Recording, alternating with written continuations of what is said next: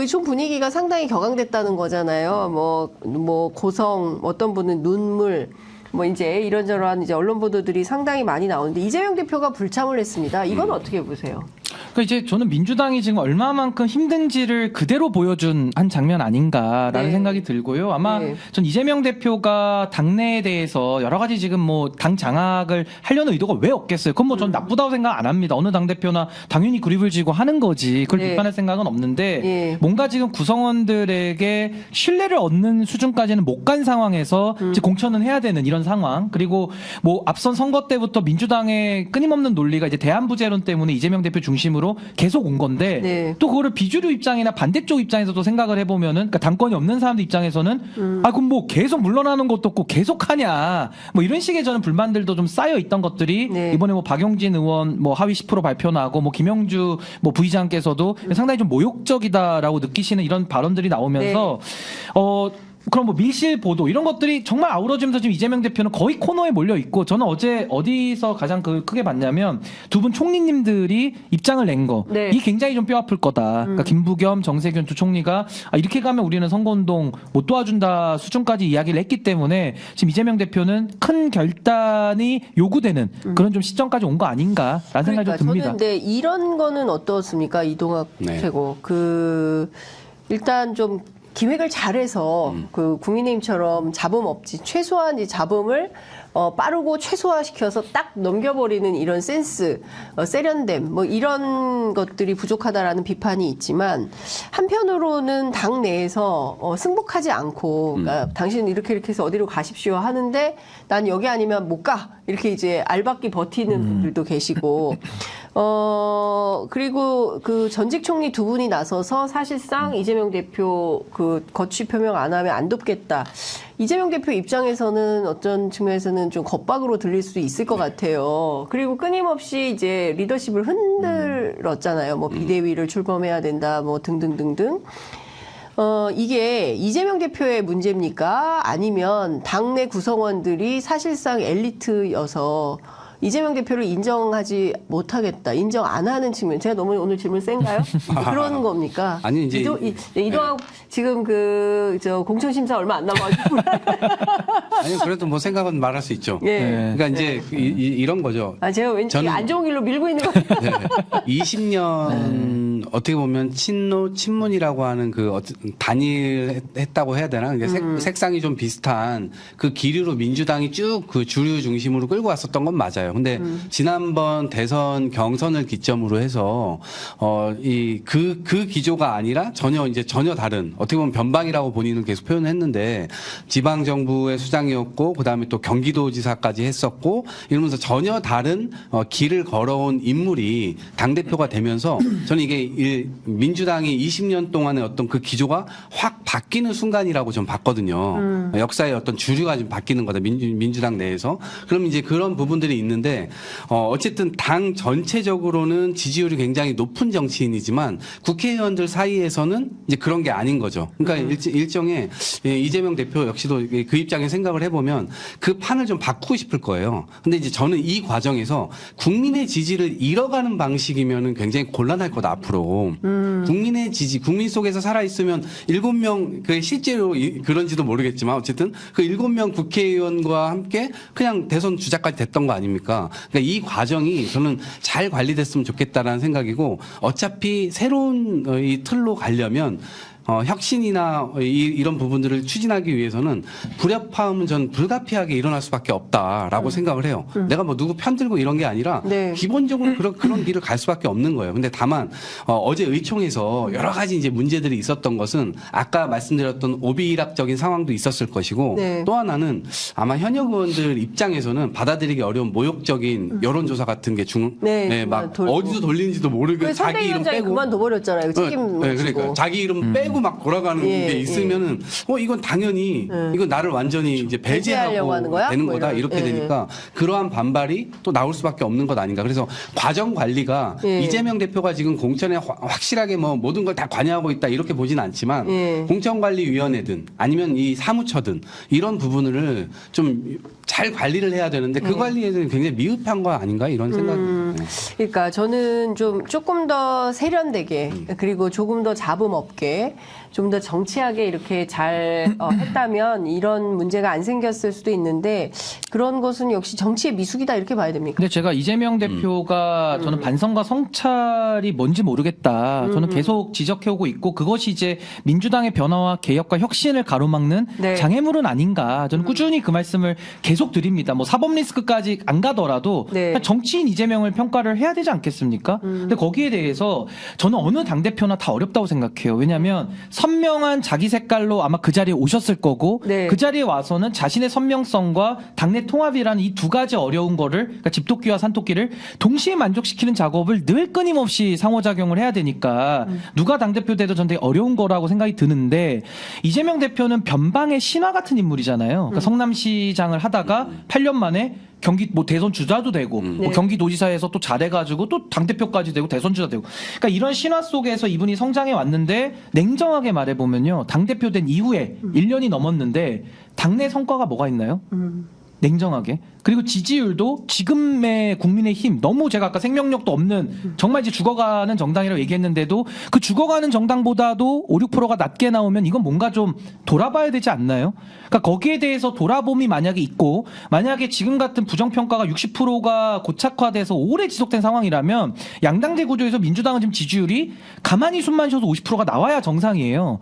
근데 그 50%가 아니라 오히려 15% 정도 더 빠져 있는 이 상황. 네. 그러니까 당내에서도 이재명 리더십에 대해서는 뭐 사법 리스크도 있지만 그걸 네. 떠나서도 당내에서 보여준 성과가 뭐가 있느냐. 그러니까 그 지지율의 문제로도 저는 뭐 두 분 총리나 다른 비주류 분들이 충분히 저는 문제 제기를 할 수 있는 상황까지 왔다. 근데 여기에 대해서 당내 민주주의가 약화되다 보니까 이재명 대표에 대한 쓴소리가 아주 안 좋은 방향으로 나와서 아예 당을 나가버리거나 아니면 당내에서도 좋게 이게 융화되거나 소화되는 방식으로는 논의 구조가 안 가는 것 같아요. 그러니까 이제 자꾸 이게 어려운 문제가 안 풀리는 이 악순환의 고리에 좀 빠져 있다. 저 그렇게 진단합니다. 네. 그래서 좀 앞으로 네. 이재명 대표가 또 첩첩산중을 넘어야 될 것이라고 저는 생각을 하는데 앞으로 이제 이렇게 불협화음이 의총에서 이제 나왔고 네. 근데 앞으로 여러 가지 요구들이 막 있을 거예요. 실제로 뭐 어젠가요, 그젠가 뭐 이제 당 대표가 물러나야 된다. 네. 그 다음에 뭐 사무총장 물러나야 된다. 지도부가 뭐 물러나고 조기 선대위를 빨리 꾸려야 된다. 이런 네. 주장들이 앞으로 이제 계속 나오게 될 거예요. 근데 네. 사실은 저는 양가적 감정 다 갖고 있는데 당연히 비판적인 지점이 왜 없겠습니까? 그런데 어떤 분이 뭐 물가를 건널 때 말을 갈아타는 거 아니다. 네. 이런 얘기를 했듯이 예. 저는 만약에 말을 갈아타는 결정을 만약에 하게 된다 그러면 민주당이 더 큰 경랑 속으로 들어갈 수 있다고 봐요.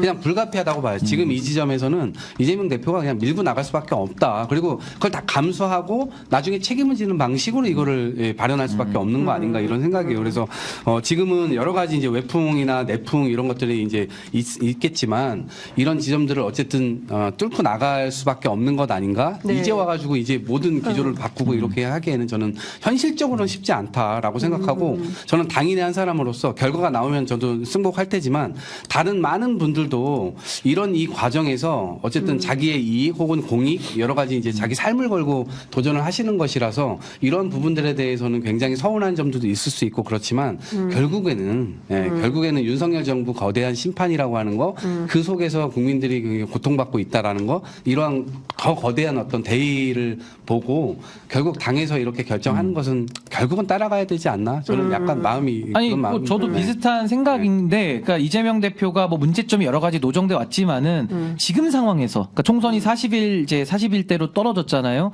윤석열 정권 심판이라고 하는 지금의 이 시대 정신 속에서 여기서 물러나 버리면서 또 당내 내용이 되면은 이제 심판을 못 해버리는 이런 결과가 나올 수밖에 없어서 저도 당연히 그렇게 뭐 갈 수밖에 없는 불가피성은 인정을 하고 다만 그렇다면 이재명 대표가 일단 민주당 이끌고 있는 리더기 때문에 지금은 그럼 이걸 잘 해야지 총선에서 승리도 하고 어쨌든 윤석열 정부 견제도 할 수 있잖아요. 그런 차원에서는 조금 이런 당내의 이야기들을 좀 두루 들으면서 네. 좀 신뢰를 쌓는 노력을 더 해야 될 것이다. 그 생각이 듭니다. 알겠습니다. 어쨌든 어제 의총장에서 홍익표 원내대표가 비명계 지역구를 중심으로 비공식 여론조사가 실시됐다는 의혹에 대해서는 책임을 느낀다고 언급을 했습니다. 어젯밤 한밤에 밤 10시에 발표된 그 경선 지역 보면 네. 광주의 현역들이 다 탈락했어요. 네, 네. 예, 근데 오늘 비명계 학살이라면 이제 그 기자회견을 했는데요. 이건 어떻게 볼까요? 근데 저희가 돌아다녔을 때 광주 저희가 지난주에 민심 투하지 않았습니까? 현역들에 대한 평가가 안 좋았다. 그거는 저희가 이제 그 전남메일인가요? 그 기자를 통해서도 확인이 되고 민심을 통해서도 확인이 좀 됐는데, 이걸 비명 친명으로 봐야 되는 건지 아니면 뭐 개혁 반개혁 이렇게 봐야 되는 건지 어떻게 보세요? 저는 광주의 경우는 네. 이제 그 아마 시청자분들께서도 많이 생각하실 텐데 광주라고 하는 건 호남이라고 하는 건 민주당의 심장이잖아요. 네. 그런데 저는 심장이 지금 멈췄다고 생각하거든요. 그러니까 많은 청년 당원들 그렇게 생각하고 있어요. 아, 그래요? 왜 그러냐면 네. 사실은 DJ라는 아주 걸출한 대한민국 역사에 남을 만한 대통령을 배출해냈고 네. 이분의 삶도 민주당이 자기고 자기가 민주당의 삶을 사신 거예요. 민주당이 너무 소중했단 말이에요. 그러니까 이 호남을 중심으로 대한민국이 앞으로 나아가야 될 방향, 비전 이런 것들을 다 설계하면서 쭉 호남 이 정치 의식이 굉장히 높은 시민들이잖아요. 근데 이제 안정적인 지역구에서 현역 의원들이 안정만을 바라고 있는 모습을 보니 우라가 터지죠. 왜 DJ를 이을 만한 제2의 DJ들이 안 나오느냐. 네네. 이런 민심이 올라와 있는데 그거에 부응하는 것이 아니라 실제로 이제 좀 안 좋았던 측면들이 굉장히 크게 있었던 거죠. 그래서 그런 불만들이 기본적으로 이제 있었던 것이고 네. 그것이 저는 친명 비명도 아니고 무슨 개혁 반개혁도 아니고 오히려 반개혁 쪽으로 아마 중점이 더 실렸을 거예요. 그래서 네. 이거는 친명 비명의 어떤 문제는 전혀 아니었다라고 생각을 하고요. 네. 앞으로도 마찬가지입니다. 여기서 누가 당선되더라도 오히려 안정적인 것이라면 오히려 지금 역사에 켜켜이 쌓여있는 이런 문제점들을 비전을 확 설파하면서 오히려 큰 정치를 보여줘야 호남에서 살아남을 수 있다. 그걸 해야지 그걸 하지 못하면 네. 민주당도 죽고 호남도 죽는 거예요. 네. 호남 시민들은 정확히 그거를 파악하고 있는 거라고 생각합니다. 알겠습니다.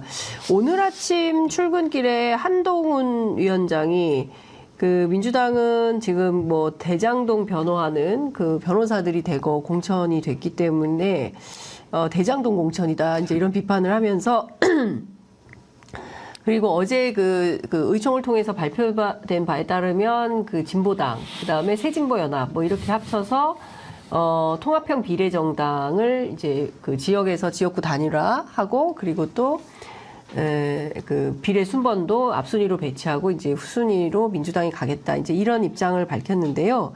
관련해서 오늘 또 아침 조선일보가 세게 보도를 많이 했습니다. 내용을 종합하면 제목만 제가 좀 그 말씀을 좀 드리자면 친북파 국회 입성 민주당이 보증섰다. 네, 그리고 이재명 자기 살려고 종북 통진당 세력을 부활시켰다. 이제 이런 겁니다. 다시 사실상 이제 운동권 프레임으로 돌아갔는데 네. 신 변호사님 어떻게 보세요? 이런 프레임에 대해서. 근데 이제 저는 글쎄요, 민주당이 지금 뭐 많은 문제들 속에서 좀 우선순위를 못 잡고 좀 갈팡질팡하는 이런 네. 문제점들이 있습니다만은 예. 우리가 보통 이렇게 뭐 이념의 스펙트럼 이렇게 얘기를 하잖아요. 네. 그럼 뭐 과거 운동권 있고 뭐 친북운동 했던 분도 있고 뭐 되게 복잡합니다. 뭐 과거에 통진당 해상까지 우리가 다 겪었기 때문에.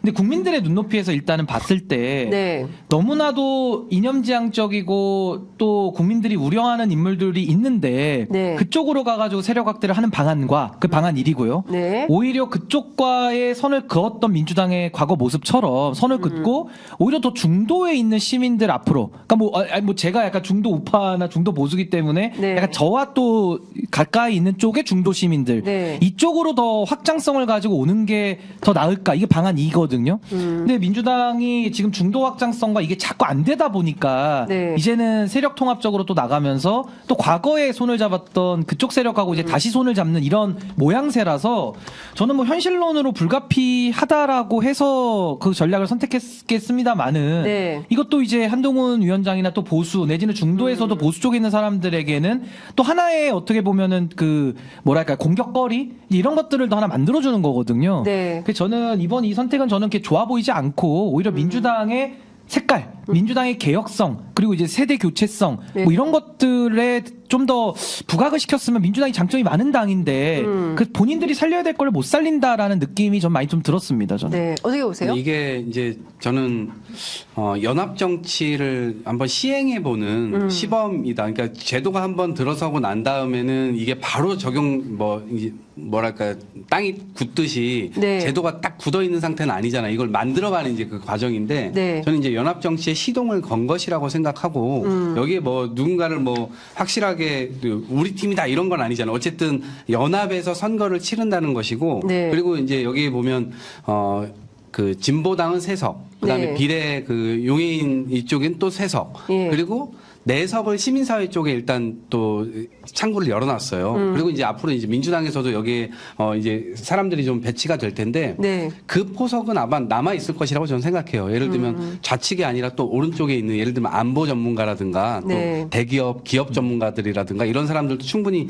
배치될 여지가 있다라고 생각하고 다만 전 여기서 이제 민주당이 이제 비례 통합형 정당을 이걸 실험을 하는데 앞으로 대한민국 정치가 네. 실제로 이 연합을 해 나갈 수 있는지의 어떤 바로미터 이런 것들을 여기에서 잘 조율을 해낸다면 의회에 들어갔을 때 충분히 야 이거는 여야의 문제 뭐 혹은 극좌의 문제 극우의 문제 뭐 이런 문제가 아니라고 한다면 민생 네. 문제에 관해서는 충분히 힘을 합칠 만한 어떤 토대를 지금 만들고 있는 거다라고 생각을 하고 이것이 나중에 의회에서 어떻게 발현이 될지는 좀 지켜봐야 되겠지만 저는 긍정적 신호로 이 발현이 될 거다 이렇게 생각합니다. 그러니까 저는 그 연합이라는 것도 보수도 마찬가지입니다. 네. 이념적인 보수가 많거든요. 지금 그 이념적인 보수들이 다수가 돼서 지금 네. 보수가 완전히 저는 무너졌다라고 생각을 하는 사람인데 네. 진보도 마찬가지죠. 진보 쪽에서도 국민들의 대다수들이 더 공감하는 그런 진보 세력들이 또 있을 거예요. 이렇게 접촉하기가 더 가깝고 쉬운 분들이 있을 거고 네. 조금 더 이념적인 지향성이 더 강해서 뭐 과거를 여기서 따지고 싶진 않지만은 네. 국민들 보시기에 그래서 저는